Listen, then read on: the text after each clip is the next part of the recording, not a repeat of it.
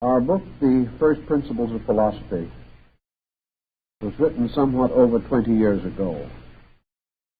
And it is inevitable that in the years of research which followed after the publication of the work, some points of interest should arise, and a discussion of this kind, a kind of commentary or addenda to the original work, is probably useful and reasonably meaningful. Our first branch of philosophy is called metaphysics.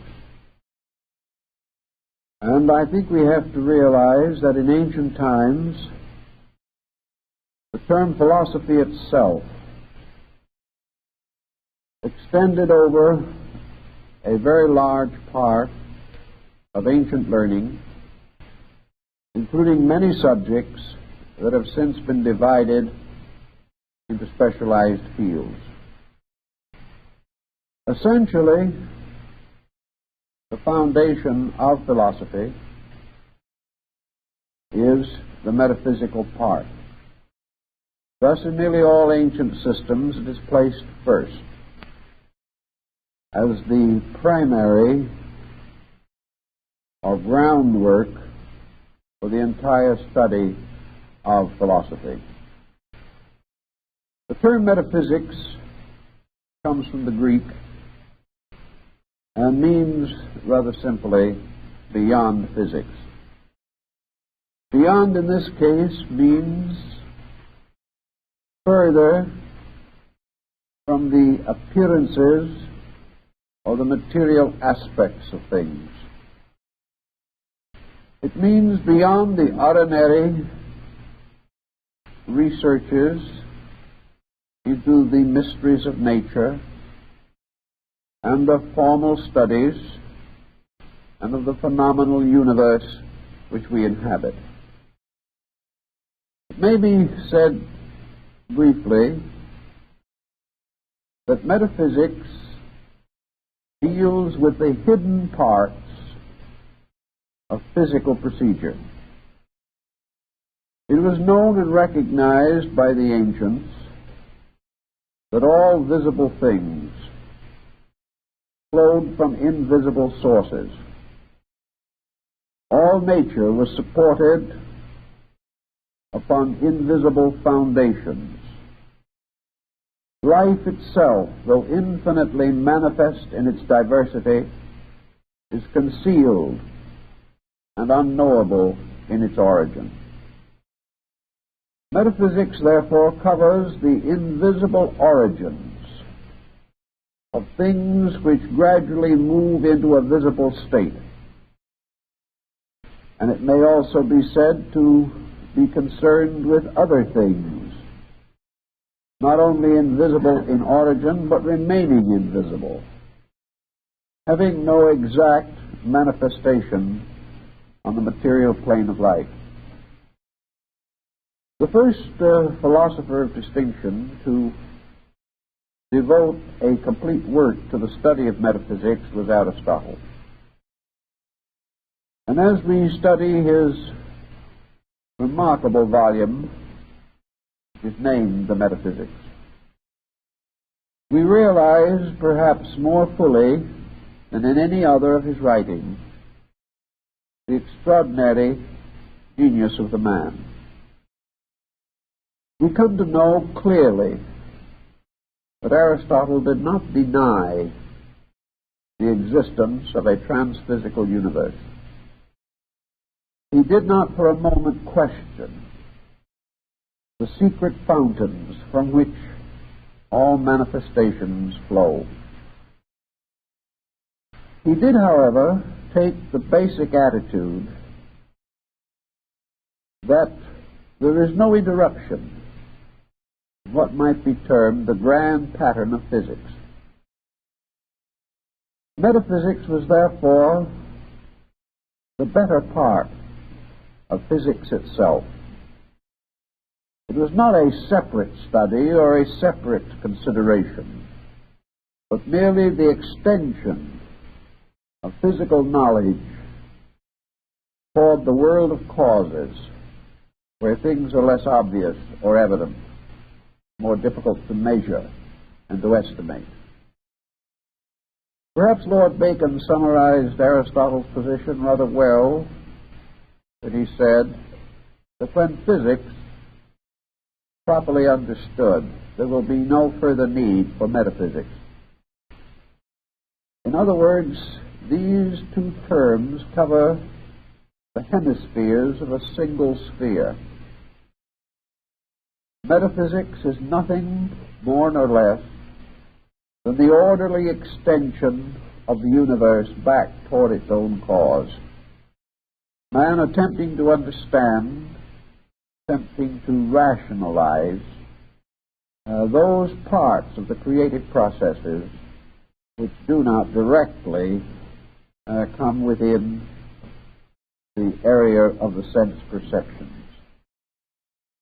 Aristotle would have taken the position that if man was able suddenly to open new eyes within himself, and was able therefore to observe the universe with more skillful or adequate faculties, he would find that there was no break between the visible and the invisible. What we call the break is the boundary of our own sensory perceptions. It has nothing to do with the orderly structure of the universe itself. Also, there was nothing in the classical concept of metaphysics that can be compared with the popular usage of the term as we so often find it today. Today, metaphysics has become a synonym for a kind of liberal religious mysticism.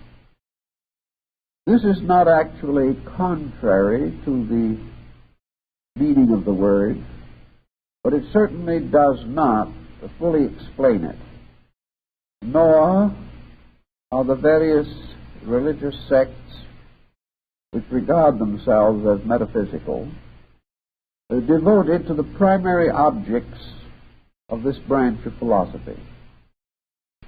Metaphysics is not a faith any more than physics is a faith. Metaphysics is an area for research, but we are not able to use in this area the same instruments with which we carry on our exploration of the hemisphere of physics.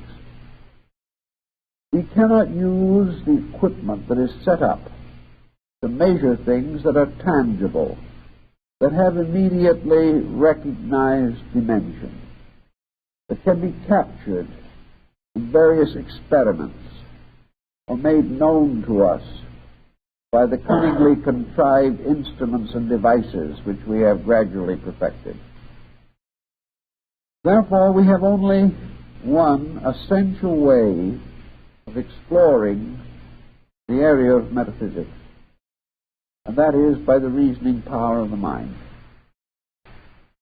Now, the reasoning faculty is again something which we do not too greatly understand. Reason is not acceptance, nor is it belief, nor is it faith, nor can it be regarded as a form of superstition. As Plato points out to us, reason is an instrument. Reason is just as certainly a scientific instrument as the telescope or the microscope. But both of these instruments have to be skillfully prepared. And if the telescope is not made by one thoroughly versed in the production of such instruments, it will be faulty and probably of very little value. In the same way, reason, unless it is cultivated, unless its processes are sharpened by clarity of thinking, can do very little to help us to discover the reasonable. The end of reason is to discover that which is reasonable. We say reasonable because we cannot, within the proprieties of philosophy or science, say the discovery of that which is true. We have every reason to believe that if we can be completely reasonable, we will arrive at truth. But we are not sure that man is capable of perfect reason, any more than we are sure that he is capable of creating a perfect device or even an infallible instrument. Every instrument, device that we have ever created, we have improved down through time, even after we believed that we had reached a degree of perfection in which no further improvement was probable. It is the same with the reason. No matter how skillfully we train it, no matter how judiciously we use it, we realize that we are working with a living faculty or power, that this is an instrument subject to growth, subject to improvement in and of itself, and also that it belongs to a being continually evolving, continually increasing in insight and knowledge, and enlarging the areas of its skill. Thus, we can say with more or less conviction that that which is reasonable nearly always proves to be true, but this is not infallible. But then there is nothing in knowledge that is infallible. Reason permits us to explore areas where the faculties which we commonly employ cannot penetrate. But reason does not permit us to come into conflict with common sense, nor does it enable us to assume that any extension from the known and from the visible shall be in conflict with the known and the visible. We do not find such conflict in nature. We find that all things are suspended from their proper causes, that these causes are consistent with the effects which they produce, and the effects in turn bear witness to their causes. We learn, however, by the use of reason, that it is possible to estimate the nature of many causes by a consideration of the effects suspended from them. Thus we come to the point of the Aristotelian philosophy, the a posteriori concept, that from the study of effects we may come finally to participation in the nature of causes. This use of the reason to explore the area of metaphysics usually requires that we have a profound judgment, a skillful and adequate training, that we are fully equipped with what is known on the subjects which we investigate, and that therefore we do not regard metaphysical insight as in any sense of the word something that takes the place of knowledge, something that is better than the reasonable faculties. Rather, that it is the best way that we have of using the total power to know which we possess. Reason, therefore, becomes our all-sufficient guide. And by means of it, we come to certain conclusions. These conclusions have stood the test of ages. And while in various periods of history, that which is reasonable has been assailed and declared to be beyond demonstration, the world in the end always returns to the reasonable, referring it even to the factual, The reason for this is that the factual, as we understand it today, has a quality of sterility about it. Facts are for the most part static. They are not dynamic. One of the reasons for this is that the facts that we are able to comprehend are terminal facts. There is much that precedes them, but very little that follows after them. Therefore, to possess facts does not mean that we have keys which open new doors. We have only the power or the privilege or the ability to contemplate these things which we have observed, and from this contemplation come finally to the same conclusions that we originally held. Thus, facts are not exceptionally stimulating, and very few facts have great solutional value. These facts become the obvious thing, and around the structure of the obvious we build an almost total indifference. Facts, therefore, have a tendency to blunt our interests. They cause us to substitute the obvious for the reasonable. They disincline us to effort, investigation, and the arduous pursuit of knowledge. Possessing what we call facts, we feel that we have the better part of knowing, and therefore falsely assume that our knowledge is complete. The difference between facts, therefore, and things reasonable must always be that we are seeking not merely for that which is evident, but for those causes which explain the evidence. Reason, therefore, is forever seeking the reason for things, the reason for conditions, the reason for circumstances. And the training the reason becomes dynamic because it causes us to be attentive to the conditions or circumstances which are prior to the obvious. We may therefore say that history will tell us that in 1492, Columbus, shall we say, contacted the Western Hemisphere. This fact, however, is of small, vital knowledge. It can be memorized and forgotten. But behind this fact itself is the tremendously dramatic story, the circumstances which led to the voyages of Columbus.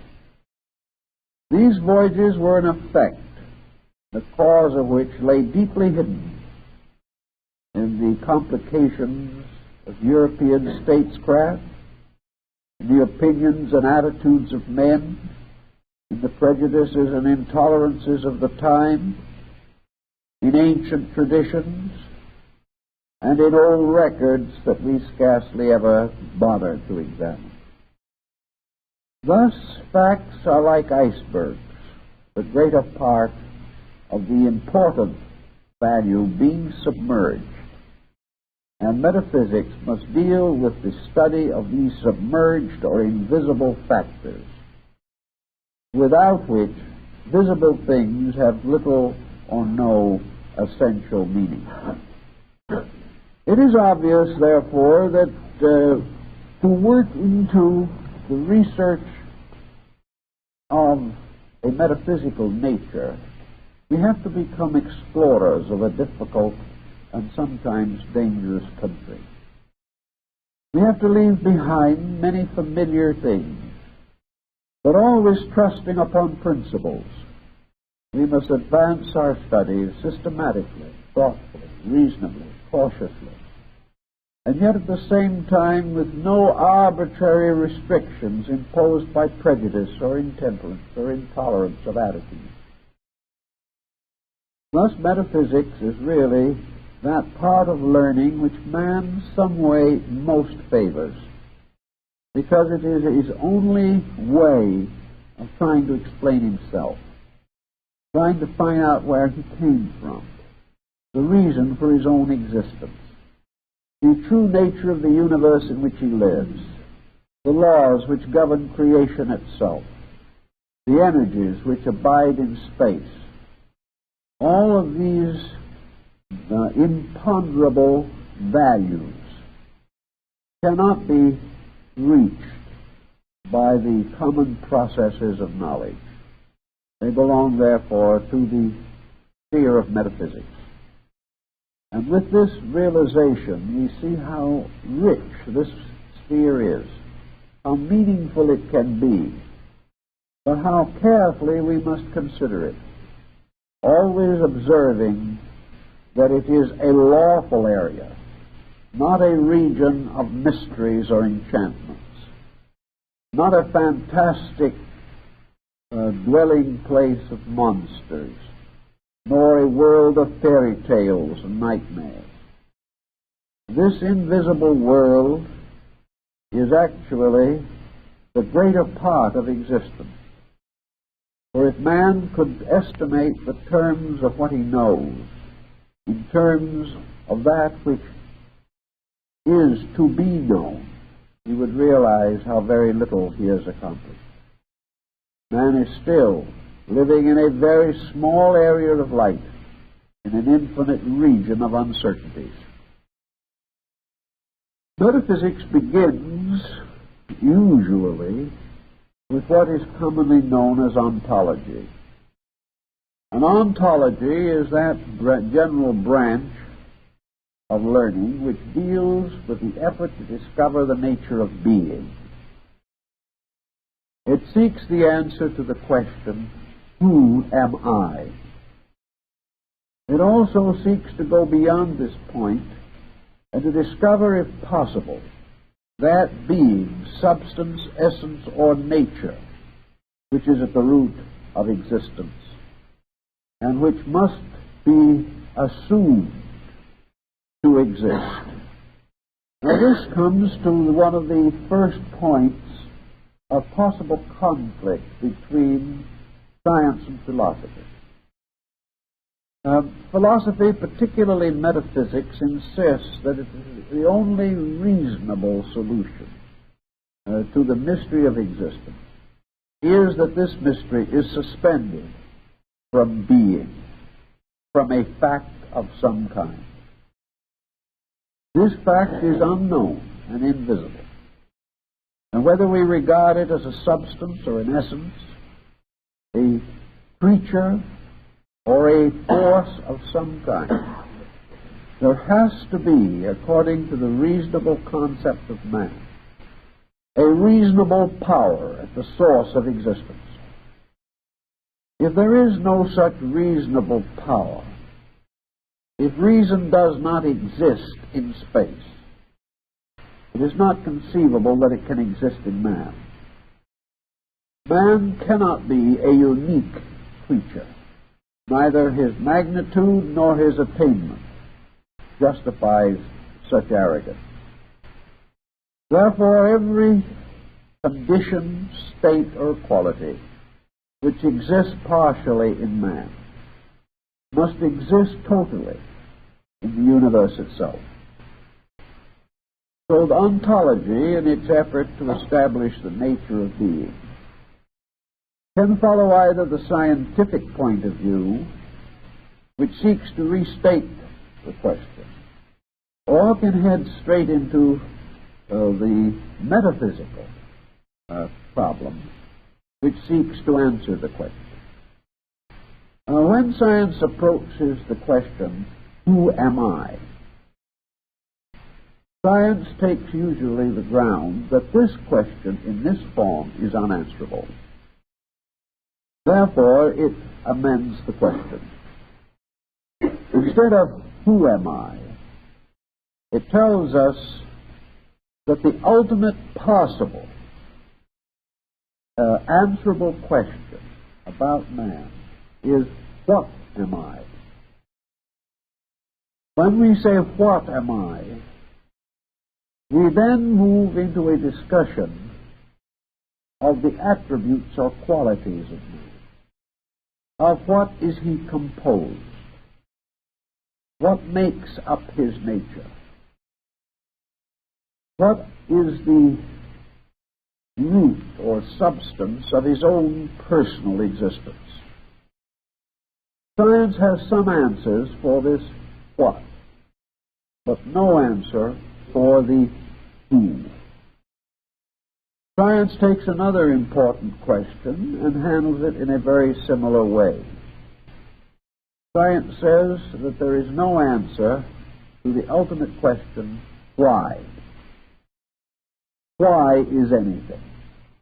The average 5-year-old child beginning to become aware of the mystery of existence has a certain audacity that has not been tempered by experience.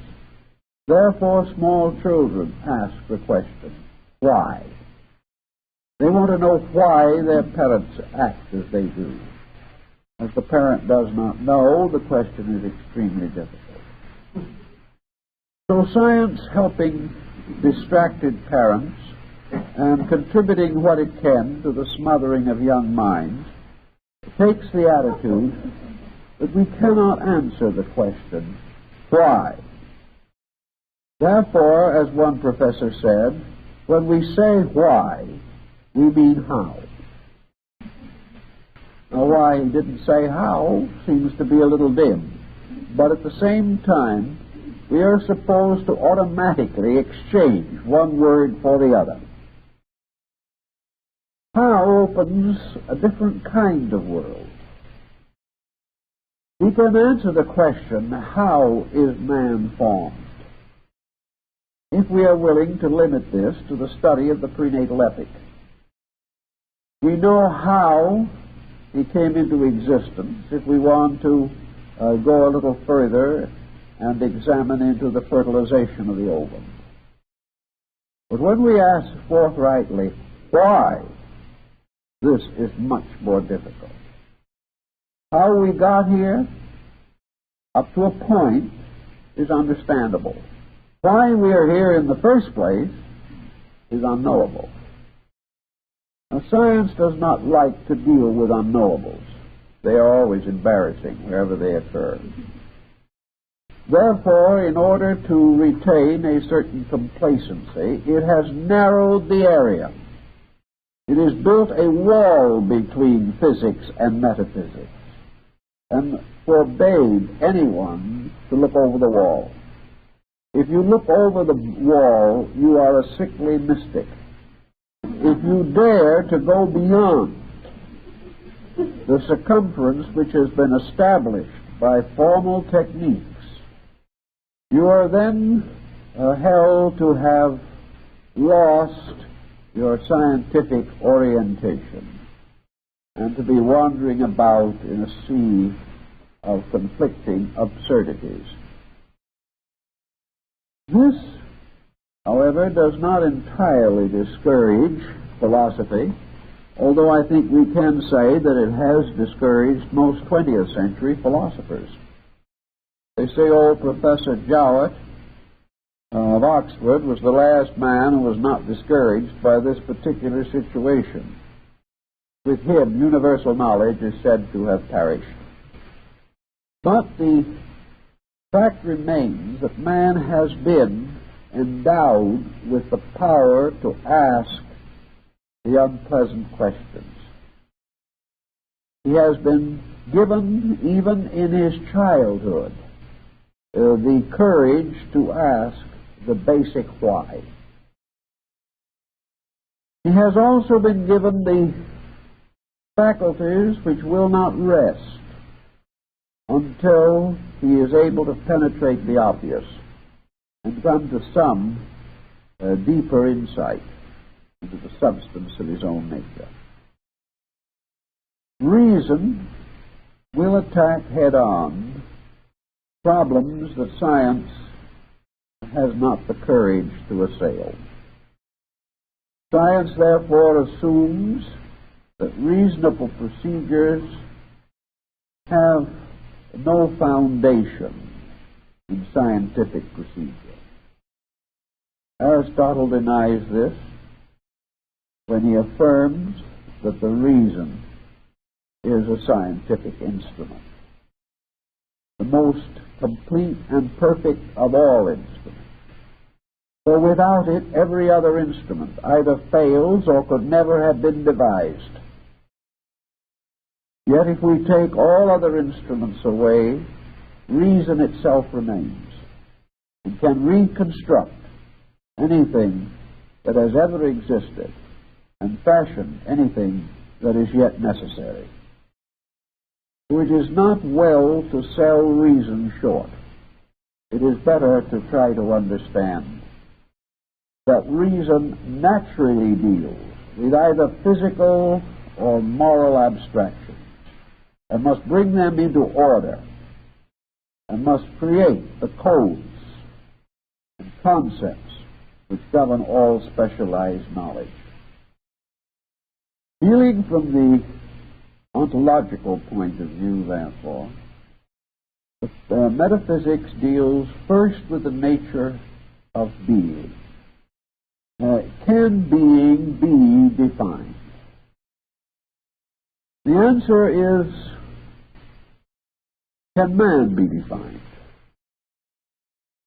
If anything which exists can be defined, then being, which is existence, can be defined. What we cannot accomplish is a blanket definition. We cannot create a definition that exhausts the potential of being, but we can establish certain basic concepts. First of all, a thing to exist must be. If anything exists, the principle of being exists. There can be no escaping this rather obvious but neglected truism. Being is therefore an establishment in time, place, or space. Being is something which has of itself an endurance. Reason has never been able to accomplish a thoughtful apperception of a condition or time in which being did not exist. Nor can we rationally comprehend any time in which being ceases to exist. Being, by its very nature, can have no beginning, nor can it have an end. If it had a beginning, we are utterly defeated, for the reason that if there is a beginning to that which is primordial, eternal, and unchanging, if this had a beginning, it could never have existed, because there is nothing from which being itself could descend. If being, therefore, is not eternal, it could not be, for there is nothing from which it could be generated. If it was generated from itself, we are in the same dilemma, for then being could only be generated from being, and we are right where we started from, that being itself is eternal. We cannot assume or conceive that being can end, for that which ends must have had a beginning. These are the requisites.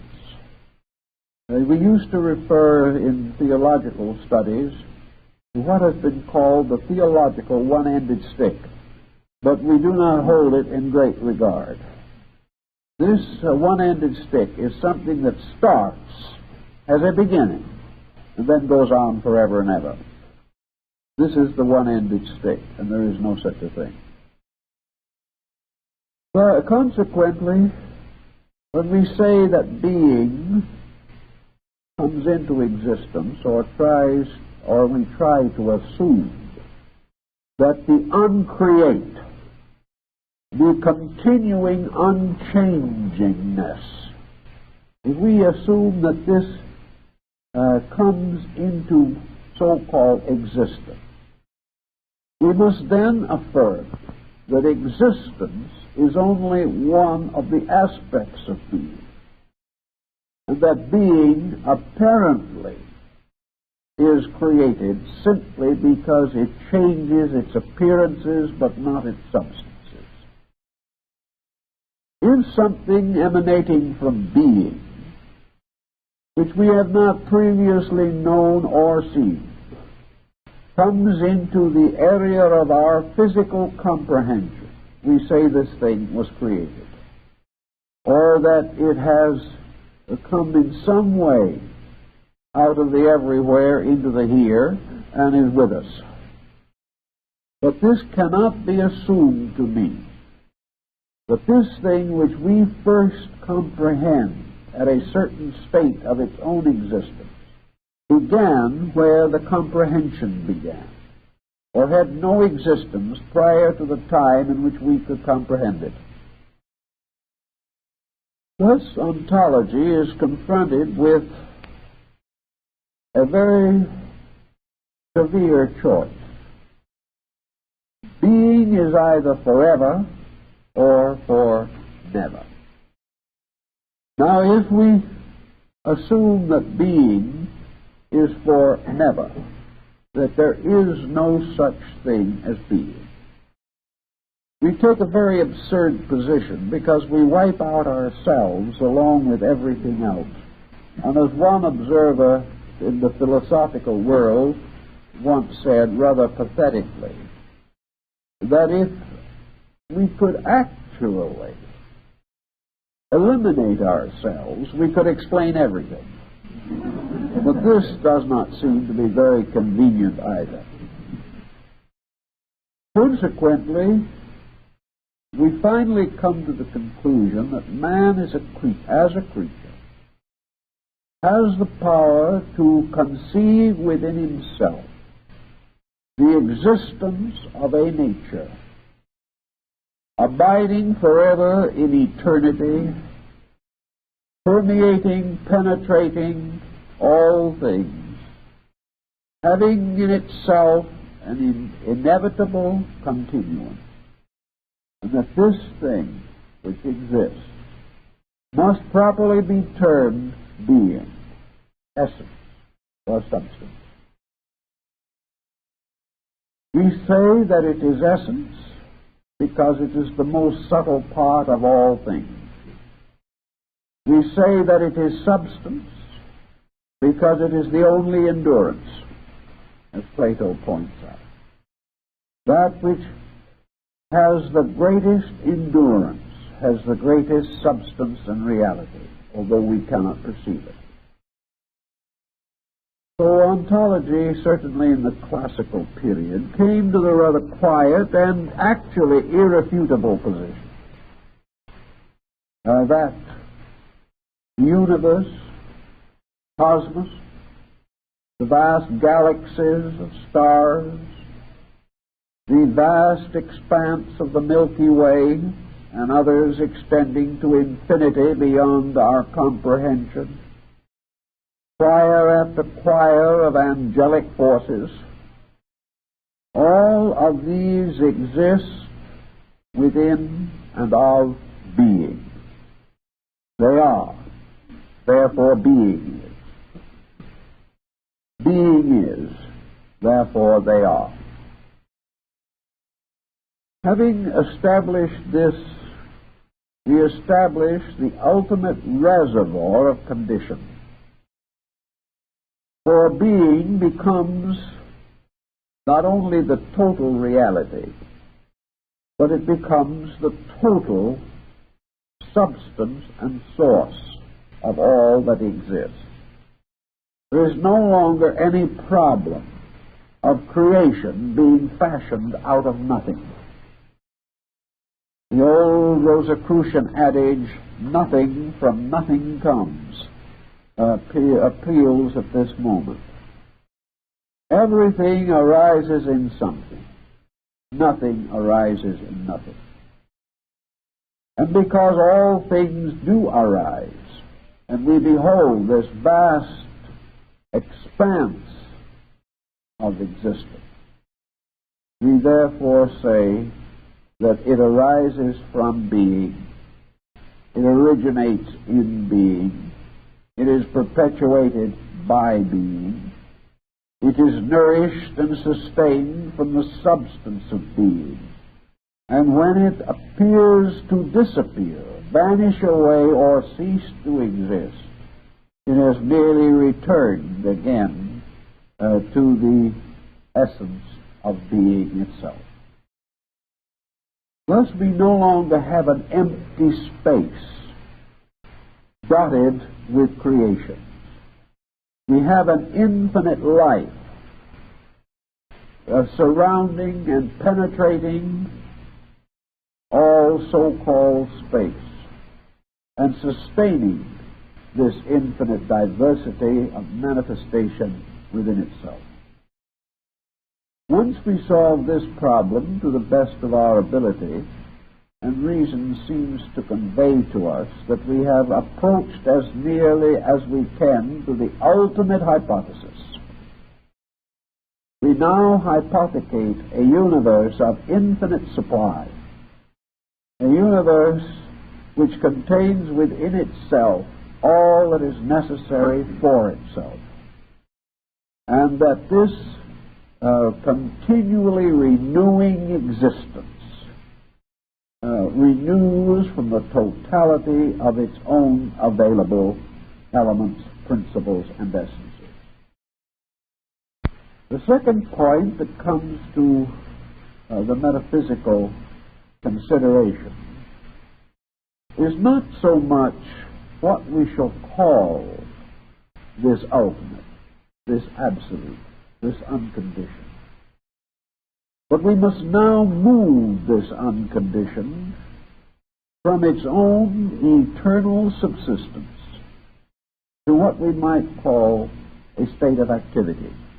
In other words, how does the infinite, for any reason whatsoever, curtail its own infiniteness? Because it becomes obvious that universals give rise in themselves to particulars. By what peculiar power does this universal variously restrict itself, condition itself, partition itself, and cause to arise from its own totality the phenomenon of parts? The ancients held this to be perhaps one of the deepest of all mysteries. And there have been several efforts to explain it. Perhaps Aristotle's explanation was as good as any other. He probably derived it at least in part from the older fragments of the Pythagorean lore.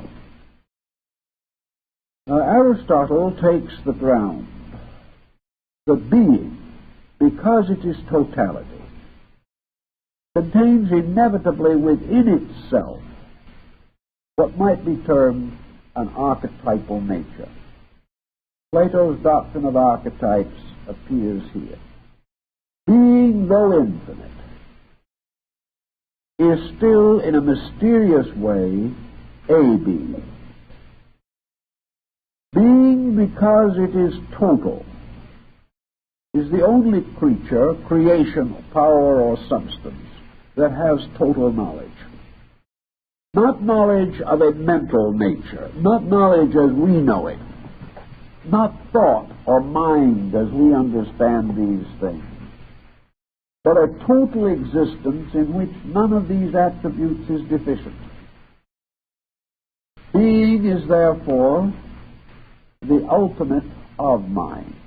It is the ultimate of substance. It is the ultimate of essence. It is the ultimate of process. And it is conceivable, at least Aristotle so held the conception, perhaps following Plato's definition of the divine animal. Plato and Aristotle are in rather close agreement, therefore, that this being, this essence, is not apart from law, but possesses or holds within itself not only substances but processes. The ultimate processes of all things are therefore an infinite pattern residing forever in the infinite itself. This infinite pattern arises not from mind, but mind from the pattern. This is why the Egyptians and some of the Oriental peoples point out clearly that it is the thought that produces the thinker, and not the thinker who produces the thought. What we call the thinker is a process in the unfoldment of the process of the thought itself. So the concept, simply stated, is this: that all of the conditions that arise in being are inevitable, because being itself is inevitable and contains all inevitabilities. Our comparatively patient and not particularly well recognized Tibetan brothers, not too numerous, far from our ken of knowledge and science and all these things, have stated it very simply, but perhaps as wisely as any other group that ever existed. Namely, that there is a periodicity in the archetype of existence. Through existence moves vast motions that are essentially part of its own nature. As the body of man carries within it the circulation of the blood, as the vast pageantries of the universe result in the mutations of seasons, as the tides are variously controlled, as all things have an ebbing and flowing of themselves, whether it be the ebbing and flowing of waking and sleeping, or of life or death, or of growth or decay, or of coming forth and declining or retiring from manifestation. These principles, reason tells us, have their final abidance in being itself. Therefore, being is capable of causing to arise in itself, or perhaps in the Hindu thought more accurately, is unable to prevent the rise within itself of the great cycles of periodicity. Consequently, being is of its nature infinitely and totally fruitful, and is constantly bearing fruit. This fruit being the harvest of the worlds, as the old wisdom of the Hebrew elders has pointed out to us. So to explain creation, we simply realize that creation is an eternal process. That creation is part of the foreverness of being. That there was never a time when creation was not. For all creations as such, like all men as such, have their beginnings and their ends. But just as all men must perhaps limit their years to 4 or 5 score, yet humanity never ends. This is because of the infinite creativity of life, constantly replacing that which vanishes away, and therefore constantly continuing, although the particular instruments of continuance may change. So to eternity of being as such, we add the eternity of process as such. We add to this concept, then, that creativity is forever, that never the time it was not, and there is never a time when it shall cease. Yet everything moving within this vast process, except being itself, has a continuance only in time, having a beginning and an end. And this beginning is in being, and the end is in being. But being itself continues to manifest from itself infinite life forever. This brings then to the minds of the ancients who devised these problems the next important consideration. That is the nature of God. Shall we assume that God is identical with being? We have here two distinct points of view. Here we have the emergence of other phases or factors in the potential totality of the essence of being. Being is of a manifold nature, yet of all of the things which it contains within itself, the forces, powers, principles, and energies resident in it, there is one most mysterious, primordial, as difficult to define as being itself, and as some have held, co-eternal with being, or at least, if not co-eternal, the first and inevitable production of being. And to this the ancients applied the term consciousness. Now, consciousness really means awareness. We are not assured that in its own essence and substance being is aware. But we do know that it produces from itself infinite awareness, and that this infinite awareness always finally turns toward the conscious experience of the nature of the infinite itself. This awareness, therefore, in man is the awareness of himself. He may be aware of this, but he cannot examine the object of his awareness. In the universe, consciousness is the eternal awareness of the nature and existence of being. But this awareness may or may not be capable of understanding itself. But consciousness becomes, so to say, the symbol of the objectivity of being. The first manifestation of being is infinite consciousness. And infinite consciousness carries within it its own substance or nature, with which it is also co-identical.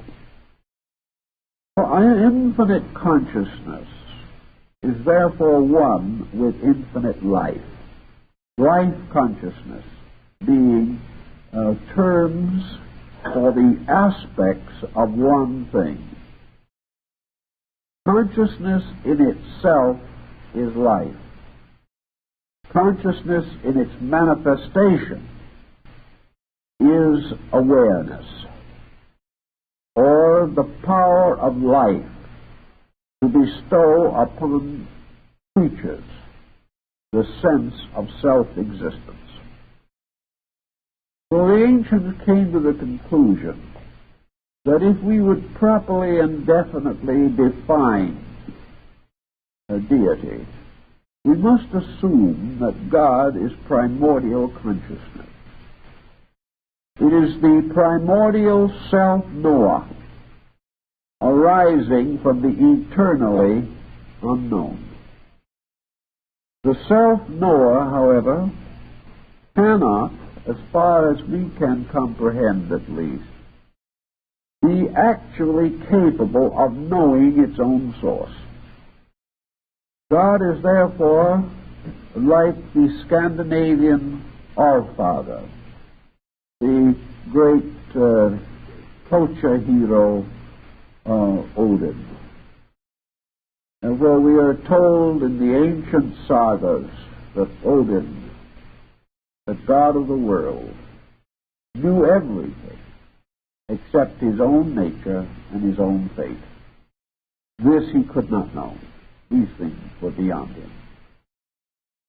But deity represents the island of consciousness arising in the great ocean of being. This island of consciousness comes forth according to the infinite law that being is forever flowing into manifestation through a focal area set up, which is called consciousness.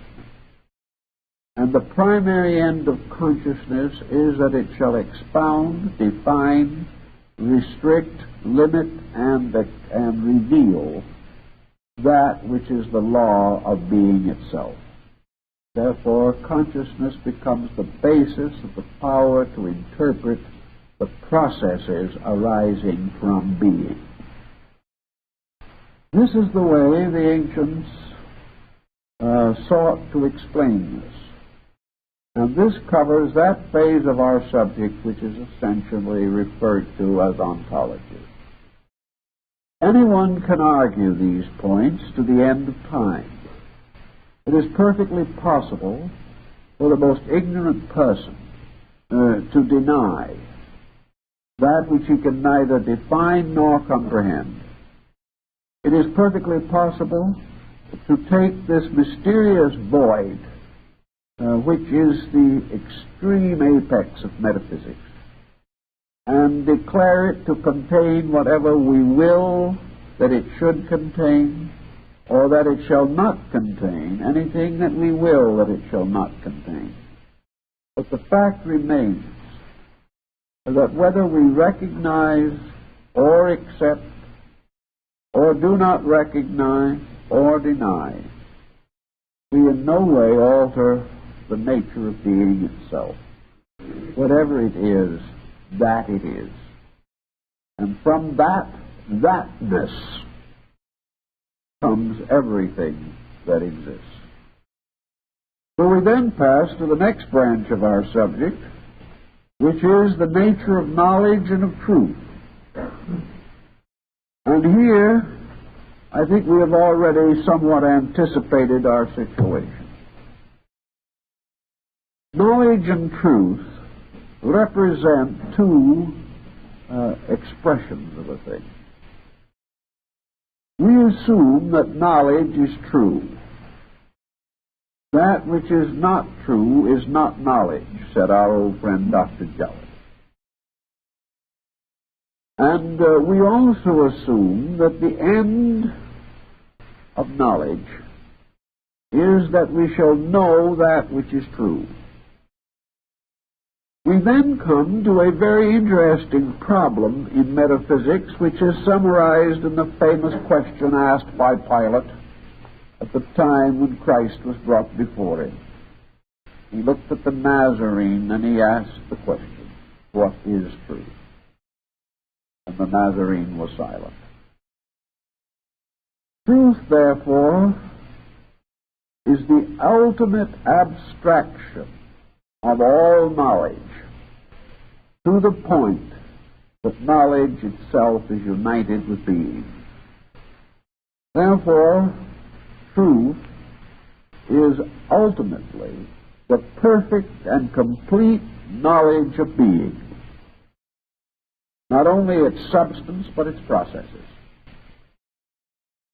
Under such absolute terms, the truth is the thing in its absolute nature. Truth is that which is, regardless of seeming or appearing. Truth is therefore that which can penetrate all seemingness, or things as they appear to be, to the discovery of absolute reality as it actually is. The truth of a thing is therefore the total fact of the thing, its nature, its essence, its substance, its purpose, its origin, and its destiny. Under such condition, truth is not overly abundant. But what we commonly refer to as the truth is merely the fact of a thing on the level of physics, not on the level of metaphysics. Yet a fact bears witness in a strange, shadowy way to a truth. And that which is a fact in matter must be a truth in energy. So we have this nature of truth itself, and how man may or should regard himself as capable of participating in truth. The answer lies that at the abstraction of metaphysics, at the ultimate of essence itself, or being, we have that which is. Between that and the present state of man with his imperfect faculties is the universe of things as they seem to be. Wisdom dictates that man must gradually penetrate seemingness, must gradually outgrow delusion by appearance, must ultimately overcome any prejudice, conceit, or deceit within his own nature by which his judgment or his reason may be impaired. And it is then assumed that to the degree that man is absolutely reasonable, he comes closer to that which is absolutely true. He will not reach it because he cannot be absolutely reasonable. But he can improve his present lot considerably by even a modicum of hard mental exercise. He can know much more that is true than he now knows. And he can also rescue himself from addiction to that which is not true, which he has not yet learned to recognize as not true. So we have in our second problem this effort to define truth. If being exists, truth exists, because truth and being must be regarded finally as qualities exceedingly similar, if not identical. If there is a being, this being can be known, and that knowing is truth. But at any given time, or at any given condition, the creatures evolving within the substance of being and possessing incomplete and imperfect faculties may not be able to experience the actual fact of truth itself. So we are truth seekers, or we are wisdom lovers, which is the friendliness toward wisdom, which is the meaning of the term philosophy or philosophia. Friendship for truth. But we cannot claim that we possess it. But if being exists, we cannot deny that truth exists. Therefore, we must gradually, as we can, overcome the interval or reduce the interval between our own comprehension and the essential reality that can conceivably be comprehended. This takes us to that phase of the problem which we say the nature of knowledge. The nature of knowledge is the nature of the attained. And what an individual knows may be considered as the substance of his attainment. Knowledge is relative. Truth is finally infinite or absolute. Consequently, it is not possible for us really to refer to relative truth, although we do it. What we really mean probably is that we are dealing with relative degrees of knowledge, for the truth itself cannot change. That part of truth which we comprehend we call knowledge. Therefore, a knowing person is a person who knows something about truth. but does not know truth per se. A person of knowledge is a person who has become familiar or expert in some area which is itself an area of truth. Actually, philosophy does not recognize any essential difference between sacred and profane knowledge. The individual who learns the Latin language is learning something which in one way or another is an attainment in knowledge toward truth. Something is conferred here, more than the mere ability to speak a language. All mastery of things unknown or unmastered may be considered advancement toward universal knowledge. For knowledge is that part which we do know, and upon knowledge we have built the civilization and universe as we comprehend it today.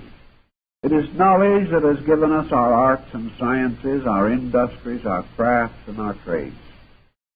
It is knowledge which has given us a certain expertness in the areas where physics itself operates. It is knowledge also which has caused us to extend the sovereignty of our own purposes as far as possible out into the universal existence. It is knowledge that may sometime land a spaceship on the moon or on the distant planet. But all this knowledge is on a level, and it is within the area of physics. In other words, it is in the area of material things, which to some degree at least are comprehended by the concrete faculties of the mind. We are extending our search out further and further along these rays that seem to emanate from absolute truth itself. Each of these is a pathway. We begin at the outer extremity or circumference of this radiance and move gradually toward its center. That which we have yet not reached, we look forward to and approach in terms of the unknown. That which we have conquered, that which we have mastered, that which we have transformed from the state of being unknown to the state of being known, we call knowledge. So as we proceed, knowledge increases. Theoretically, that brings us closer to universal knowing. Thus we may say simply that all true knowledge must be in conformity with the laws of being, must be a revelation of being in one of its conditioned aspects, and therefore by specialization one of us may go further in music and another in art. But all of these accomplishments are possible because of being, and being is released or revealed in some way through all of the conditioned accomplishments which are possible in nature or for man. So for simple purposes, the truth is divided into the known and the unknown. The known is knowledge. The unknown is the vast area yet to be conquered by the material powers of man to a certain point, and beyond that, by the rational, reasonable, intuitive, or inspirational powers of man. Now this carries us naturally to the next point. What is energy? To the classical thinker, energy is simply a conditioned kind of life. Life within itself is like a great ocean. Life in itself has its currents and its tides and its seasons. But in its own nature, it is in eternal suspension. But when life, for one purpose or another, is caused to be objectified, when this life principle itself becomes the mover of things, when this life principle begins its vast pattern of circulation, by means of which it causes things to have existences within being, we call this energy. Energy is the power within the thing by which it lives. And the particular problem of energy is therefore the aliveness of a thing, and the expansion of that thing from within itself by processes of growth, by which we also imply processes of evolution, and ultimately processes of generation, or the transmission of life from one generation to the next. Energy, therefore, is that by which we are internally vitalized. Now, if in the course of this energizing, the individual is caused or moved to an action, this action becomes an aggressive expression of energy. And where energy is turned from the self to that which is not the self, as in the conquest of environment, or as a means of preserving or perpetuating its physical existence in a universe of conflicting energy, when this occurs, when energy moves the thing rather than moving within the thing, we term energy force. Force, therefore, is a conditioned energy. Force is energy which is being revealed or released by an aggressive motion or an aggressive procedure. Energy is moved into a forceful relationship with things.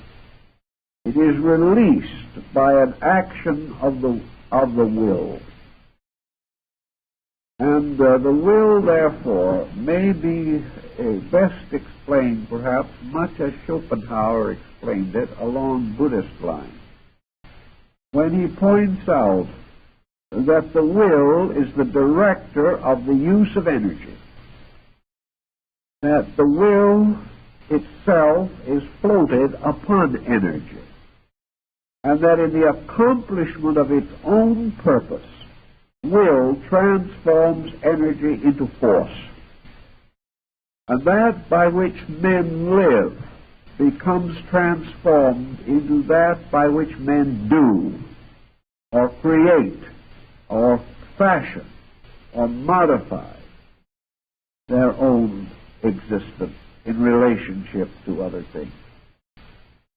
So the problem of life moving into the form of energy sets up the metaphysical universe. Energy moving into the state of force sets up the physical universe. Therefore, over the physical universe, the Greeks placed the demiurgus, the deity Zeus, whose symbol was the thunderbolt, and who represents the principle of force used to bring forth an orderly condition, which is the empire of the gods. Force, therefore, is the prince of the material world against which Jesus turned. Force is that phase of man's energy expansion, by means of which he sets up his own kingdom in the abyss. Or, if we wish to be less thoughtful of that point and go into the Gnostic concept, it is force personified by a mental agent or ensouled by a mental agent that brings forth material creation.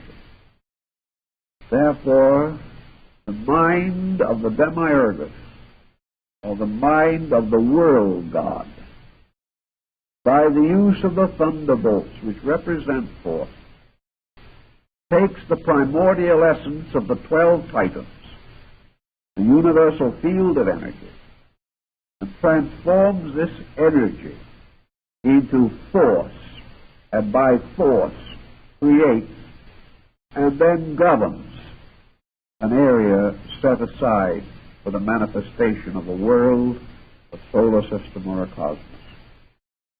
Man, in turn, in miniature, reproduces this procedure. Thus we say that man may be a spiritually living creature, a mentally energized creature, and a physical creature operating and existing by virtue of force. Because it takes force to move the blood through the arterial system. It takes force to move the hand. It takes force to play the piano. It takes force to drive a nail.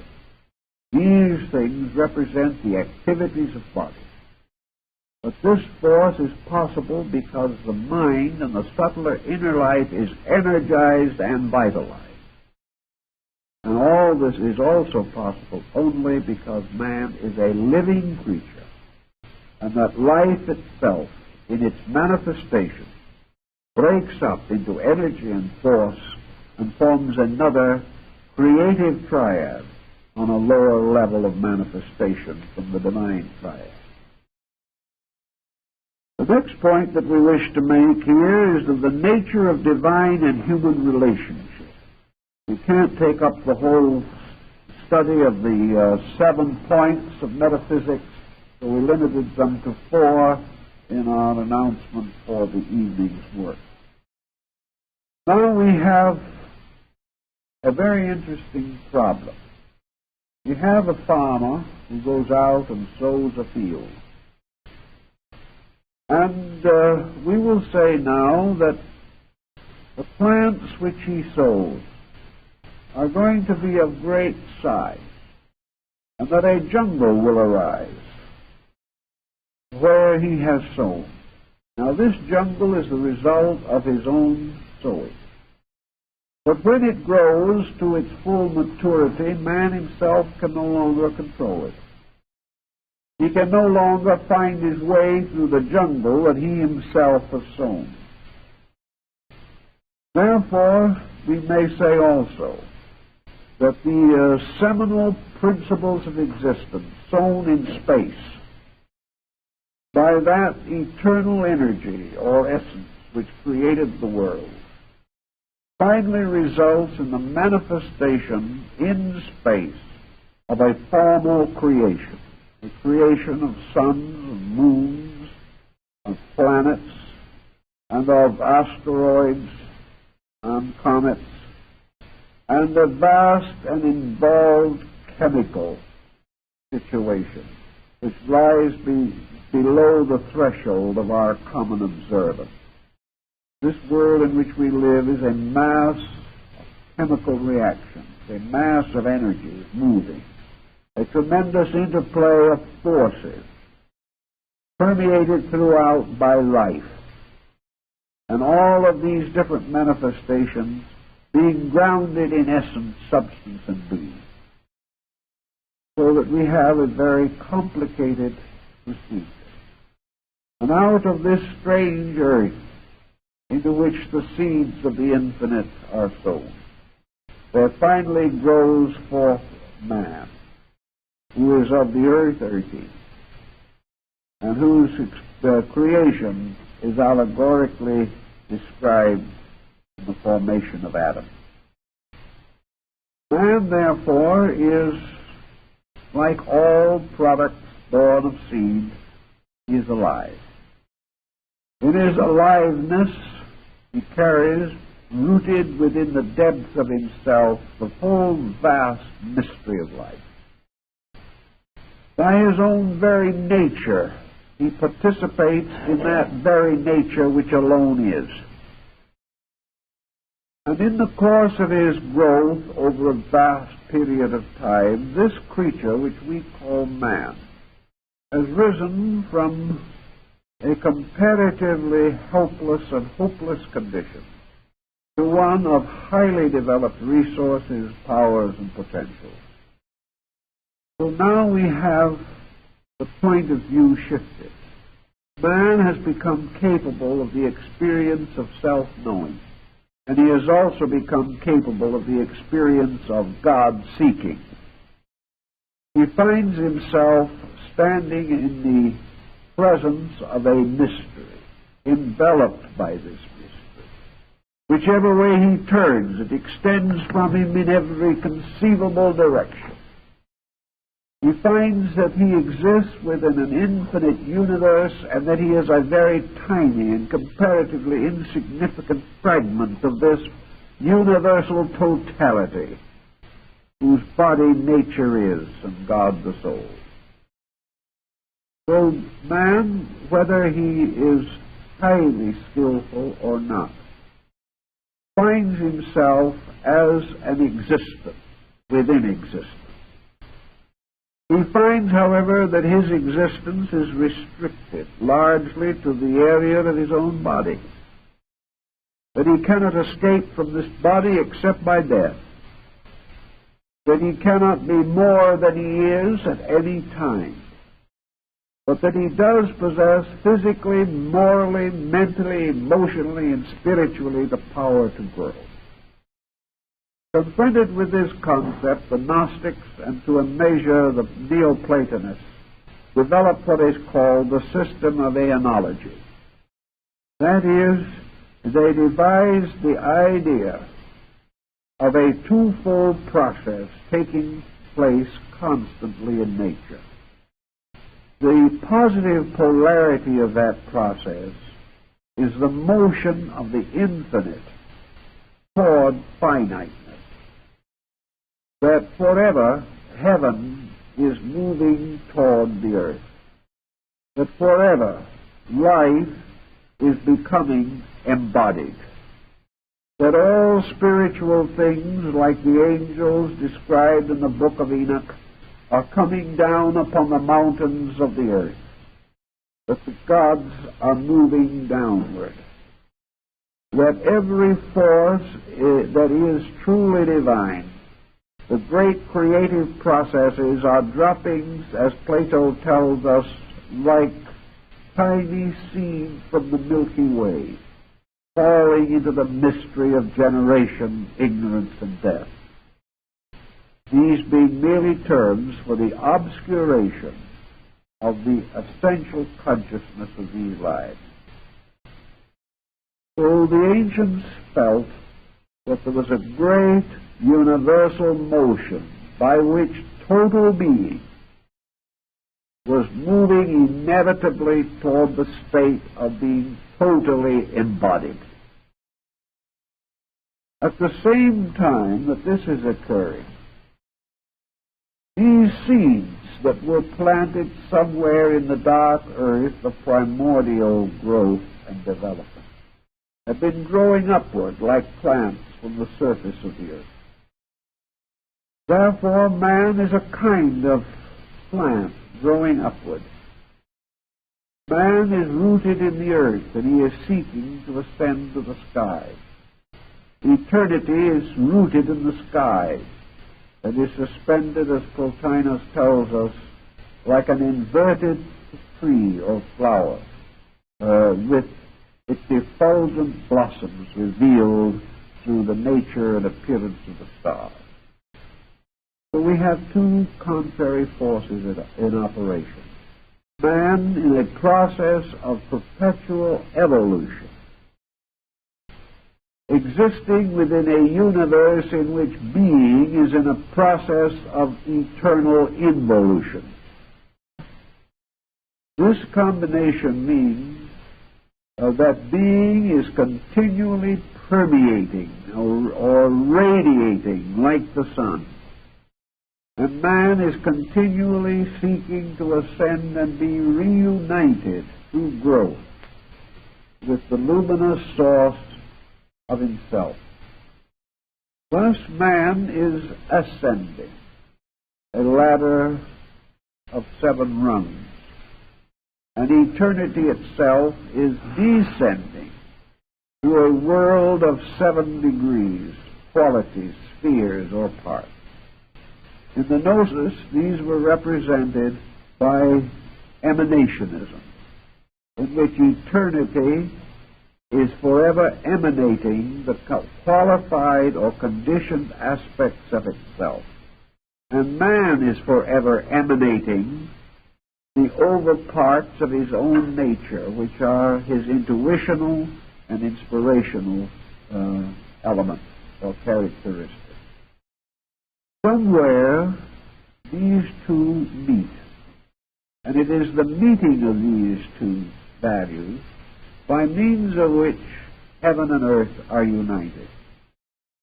It is in this way that the two opposites are reconciled, and as the alchemist said, we produce the mystery of the fire that is fed by water, and the water that is not extinguished for the fire. So we have this common meeting. Man has body, mind, and spirit. The infinite must likewise have spirit, mind, and body. The body of man belongs to the body of the infinite.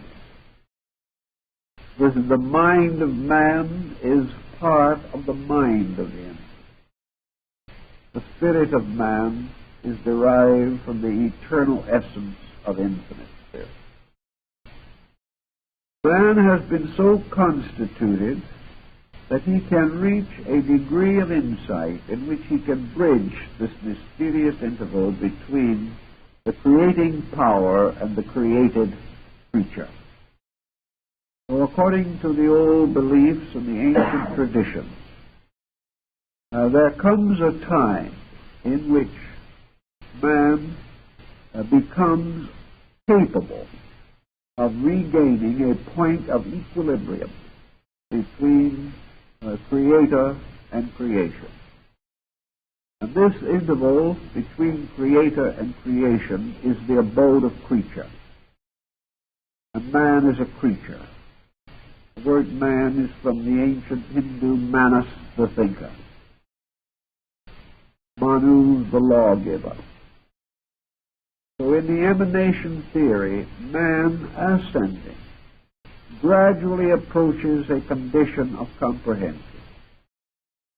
As eternity descending comes gradually near enough to man so that man can comprehend this universal procedure. And it is because these two powers are moving toward each other by eternal law that man himself more or less comes into existence. Because man represents the creature which contains both the creator and the creation. As Paracelsus said, man is bound to the elements by his body, to the planets by his soul, to the stars by his spirit. So the spirit in man links him to the eternal. The body of man binds him to the temporal. Between these two, the soul of man, his mental and emotional coordination, acts as the bridge, so that the individual is capable of making the transition from the state of not knowing to the state of knowing. Because of all creatures which we are capable of knowing or comprehending ourselves, man is the only one in which there is a Homer's golden chain which locks lofty rock of earth and binds it to the pinnacle of Olympus. Man, therefore, has the chain of bodies, the chain of vehicles, without a break. And man is the lowest creation in which this is true. Therefore, man alone has a perfect ladder on which he can ascend, from the material to the mystical, from the mystical to the rational, from the rational to the divine. This constitutes his road or his path. And it was held in ancient metaphysics that it's because of this chain of vehicles alone that man is capable of understanding metaphysics. If he did not possess the internal instruments of knowing, he could not even wonder about the reason for himself. But because he possesses these, Plato points out that it is a shame indeed, a great pity under the sun, that possessing this power to know God, man should be willing to live in ignorance and die in ignorance. That having values, powers, and potentials by which he is lifted above all other creatures and has the means to attain union with the radiance of the infinite, that he is willing to remain a mole, clinging to the earth, burrowing within the earth, assuming his blindness to be his proper state, and denying expression continuously to these urges and impulses within himself, which would rebel against his own impotence and would impel him to seek his proper destiny, as described in the mysterious Gnostic hymn of the Robe of Glory.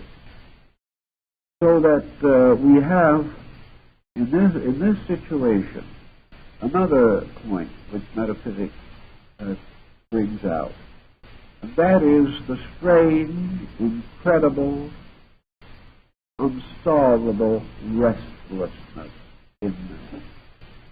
The human being is never at peace, never at rest, and never able to escape from the impulses and the pressures that tear him and in one way or another disturb him. The reason for this restlessness is that man's impulses, his life facts, his realities, and his energies, all belong to the infinite. Man's natural instinct is like that of the bird, to be free. He wants to rise into the higher air. He wants to spread the wings that have been concealed within the body of clay. He wants to go home. He wants to be part of the great citizenry of space by which he is wonderfully equipped and for which he is destined. Yet in the presence of this tremendous desire to grow, he finds, as Goethe says, that there is a self within him which in the earth aspires. There is something in him that binds him also to the trivial, holds him locked within the narrow confines of his earthly cage, and causes him to count as most blessed those situations which most affect him illy and contribute to his misery. But man cannot rest because he belongs to the light. He belongs to the ancient road that must bring him finally to the full expression of infinite existence in himself. He must go home. He must be one with the infinite by becoming himself infinite.